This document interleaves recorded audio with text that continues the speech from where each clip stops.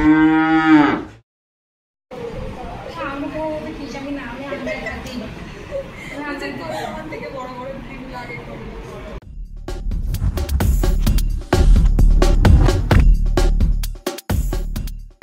Everyone, welcome to my channel. আমি স্মিতা।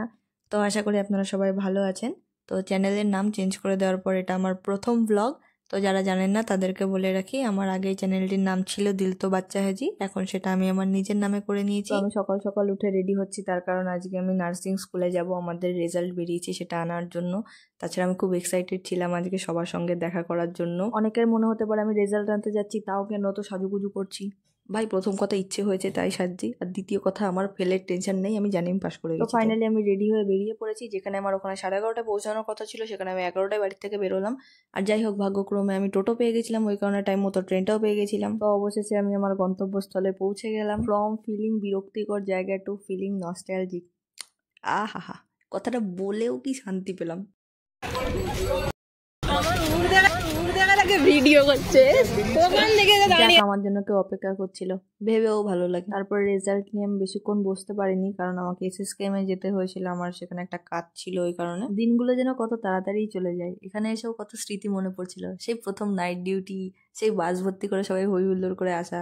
যাই হোক, তো কাজ শেষ করে আমি আবার আমার নার্সিং স্কুলের দিকে যাচ্ছিলাম। বেশি দূর ছিল না, কাছেই ছিল, ওই কারণেই যাচ্ছিলাম। এইটুকু গিয়ে এত গরম লাগছিল, তাই যাওয়ার পথে একটা চকলেট শেক নিয়ে নিই। তারপর গিয়ে দেখি সবার মধ্যে একটা সিরিয়াস বিষয় নিয়ে আলোচনা হচ্ছে।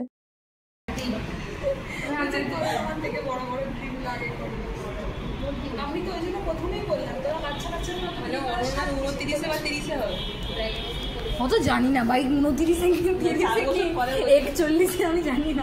আমি অ্যাপ্রক্স বললাম যে আমি ওর থেকে 4 বছরের ছোট।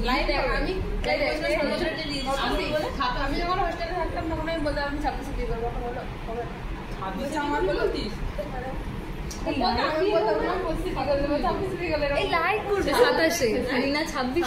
অবশেষে এখন সবার বাড়ি ফেরার পালা। তো সবাইকেই খুব মিস করি, আর অনেকদিন বাদে সবার সঙ্গে দেখা করে খুব ভালো লাগলো। আর একটা সময় ছিল যখন আমরা একসঙ্গে স্কুল থেকে বেরোতাম হোস্টেল যাওয়ার জন্য, না হলে ডিউটি যাওয়ার জন্য।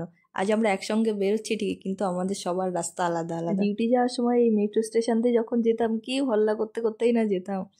আজ যাচ্ছি দেখো সবাই আলাদা উদ্দেশ্যে। যদিও আজ আমি একেবারে ফিরিনি, আমার একটা বান্ধবীকে সঙ্গে নিয়েই ফিরেছিলাম। তারপর আস্তে আস্তে সবাইকে বিদায় জানিয়ে আমিও চলে এলাম বাড়িতে। তো বন্ধুরা, আজকের মতন ব্লগটি এখানেই শেষ করছি। যদি আজকের ব্লগটি আপনাদের ভালো লেগে থাকে অবশ্যই লাইক কমেন্ট শেয়ার করবেন, আর যদি আপনারা এরকম ব্লগ আরও দেখতে চান অবশ্যই আমার চ্যানেলটিকে সাবস্ক্রাইব করে দেবেন। আর থ্যাংক ইউ ফর ওয়াচিং।